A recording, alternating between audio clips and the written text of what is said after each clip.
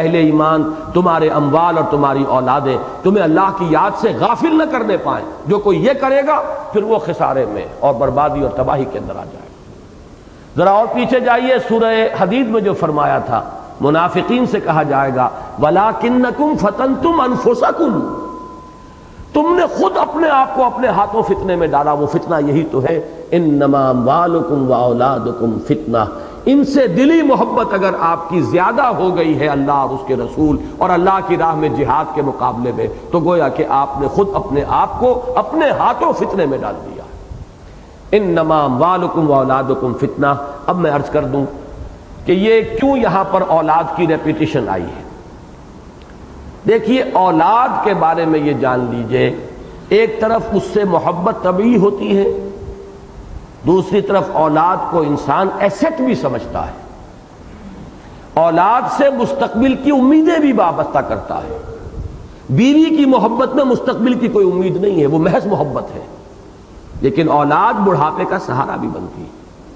جیسے bank balance سے آپ کا دل مطمئن رہتا ہے، بڑھاپے کے لیے سامان میں نے رکھا ہوا ہے، پینشن ہے جو ملتی رہے گی، فلاں ہے یہ ہے ہوتا رہے گا، اسی طرح کا سہارا انسان سمجھتا ہے اولاد کو بھی کہ یہ میرے بڑھاپے کی لٹھیا بنیں گے، یہ میرا سہارا بنیں گے. تو اولاد کی حیثیت دو گنا ہے، ایک طبعی محبت، وہ دو طبعی محبت جو بیویوں سے بھی ہے، لہذا ان کو وہاں بریکٹ کیا ان من ازواجکم واولادکم عدو لکم. دوسرے یہ مال کے ساتھ بریکٹ ہوئے کہ یہ اس سے امیدیں وابستہ ہوتی ہیں، ان کو سہارا آدمی سمجھتا ہے، ان کو اپنے فیوچر کے لیے ایسٹ سمجھتا ہے، لہذا ان کو اس اعتبار سے بریکٹ کر دیا دوبارہ مال کے ساتھ. انما اموالکم واولادکم فتنہ.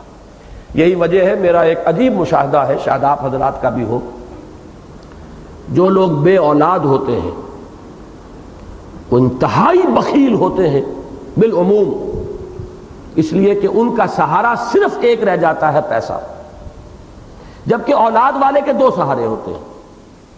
وہ رسک لے سکتا ہے، کوئی بات نہیں، میرے پاس مال نہیں ہوگا تو کوئی بات نہیں، اولاد ہے، میں نے اپنے آپ کو ان میں انویسٹ کیا تھا ایک وقت میں، وہ ریپے کریں گے. لیکن جہاں اولاد نہیں ہوتی اکثر و بیشتر میں نے دیکھا انتہائی بخیل، پیسے سے انتہائی محبت کرنے والے، اس لیے کہ ان کے یہ دونوں سہارے جو ہیں وہ ایک میں آ کر چونکہ مرتکز ہو گئے، لہذا وہاں اس کی شدت بہت گہری ہوتی. انما اموالکم واولادکم فتنہ. اب دیکھیے یہاں ایک لفظ آیا ہے بڑا عجیب، واللہ عنده اجر عظیم. اللہ ہی ہے جس کے پاس ہے بہت بڑا اجر. یہ اجر کیا ہے؟ وہ جو میں نے کہا تھا انویسٹمنٹ کا بدل. اولاد کو انسان ایک طرح کی انویسٹمنٹ بھی سمجھتا ہے، اور مال کو بھی وہ سمجھتا ہے سہارا. تو جیسے کہ ابھی میں نے آپ کو یہ جملہ سنایا اس برطانیہ کے اس بادشاہ کے اس وزیر کا، اگر میں نے اللہ کی خدمت کی ہوتی جیسے کہ میں نے بادشاہ کی خدمت کی ہے تو وہ مجھے میرے اس بڑھاپے میں ذلیل و خوار نہ کرتا. یہ اجر جو ہے، اللہ کے لیے محنت کرو گے، ایک پیسہ لگاؤ گے، ایک منٹ لگاؤ گے اللہ کے لیے، اس کا اجر و ثواب ہے، وہ ضائع ہونے والی شے نہیں ہے. وہ اس ایٹرنل بینک میں جا کے ڈپازٹ ہو گیا ہے کہ جس کا کبھی دیوالا نکل ہی نہیں سکتا، جس کے اندر کوئی اندیشہ ہے ہی نہیں کہ کوئی نقصان آ جائے گا. جو لمحہ بھی لگا ہے، حاصل زندگی ہے وہ لمحے جو تیری یاد میں گزرتے ہیں.